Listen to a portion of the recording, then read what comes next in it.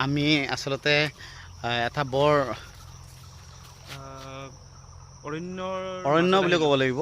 কাৰণ বহুত দূৰ দূৰলৈকে মানুহৰ ঘন বসতিয়ে নাই ধুনীয়া নদী এটা আছে আৰু ডোং আছে ইয়াত বহুত ধৰণৰ মানে জংঘল গছ এইবোৰ কিবা কিবি আছে বহুত মানুহে কয় মানে তাত কাছ ধৰে কাছ পায় এনেকুৱা বহুত ধৰণৰ কিছুমান মানে অজুহাতৰ কথাবোৰ শুনি আছিলোঁ তো শুনি মই ভাবিলোঁ মোৰ বন্ধুৰ লগত কুশৰ লগত আহি ভাবিলোঁ এবাৰ মই কি কৰোঁ এই কাছ যিবোৰ কাছ জেগা আছে কাছ থকা ঠাইবোৰত মই অকণমান ভিডিঅ' কৰিলোঁ তো মই বহুত টাইম হ'ল ভিডিঅ' কৰি আছোঁ কাছ মই দেখা নাছিলোঁ পোৱাও নাছিলোঁ যিহেতু এনেকৈ নদীত পোৱাটো সম্ভৱো নহয় তো হঠাৎ মই কি কৰিলোঁ নাই মই কাছ আহিছোঁ যেতিয়া কাছ চাই যাম তো মানে এটা দৃঢ় সংকল্প ল'লোঁ দুয়ো আৰু আমি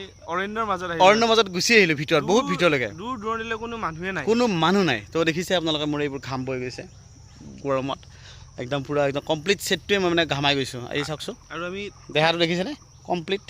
ঘামাই গৈছোঁ আৰু আমি ঠাইখিনি নকওঁ বাৰু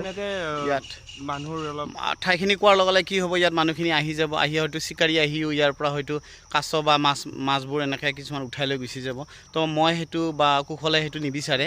যে মানে ইয়াৰ পৰা কিবা বন্যপ্ৰাণীখিনি নোহোৱা হৈ যাওক থাকক বাৰু ইয়াত একো অসুবিধা নাই কিন্তু মই আপোনালোকক কৈছোঁ যে মানে কি ইয়াত আহি কিবা এটা মোৰ আনন্দ লাগিল ভাল লাগিল বহুত টাইম হ'ল ইয়াত থকা কিন্তু মই আৰু বহুত টাইম নাথাকোঁ তো মই ৰখিলোঁ মই কাছ দেখুৱালোঁ আপোনালোকক আৰু বহুত বেছি টাইম এইকাৰণে নাথাকোঁ হয়তো এইবোৰ মানে ঠাইটো ইমান এটা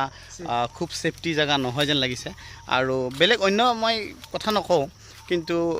হয়তো শিয়াল নানান ধৰণৰ কিবা কিবি জীৱ জন্তু থাকিব পাৰে যিহেতু আমি ইয়াতে অকলশৰীয়া আছোঁ দুজনে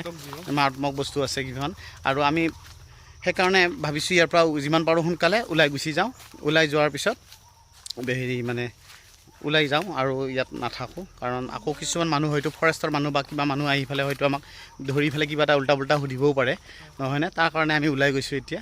তো থেংক ইউ ফৰ ৱাটছিং আপোনালোকে চোৱাৰ কাৰণে অশেষ ধন্যবাদ জ্ঞাপন কৰিলোঁ মই আৰু মোৰ ফালৰ পৰা মই আপোনালোকক ৰাতিপুৱাটোৰ শুভ হওক বুলি কামনা কৰিলোঁ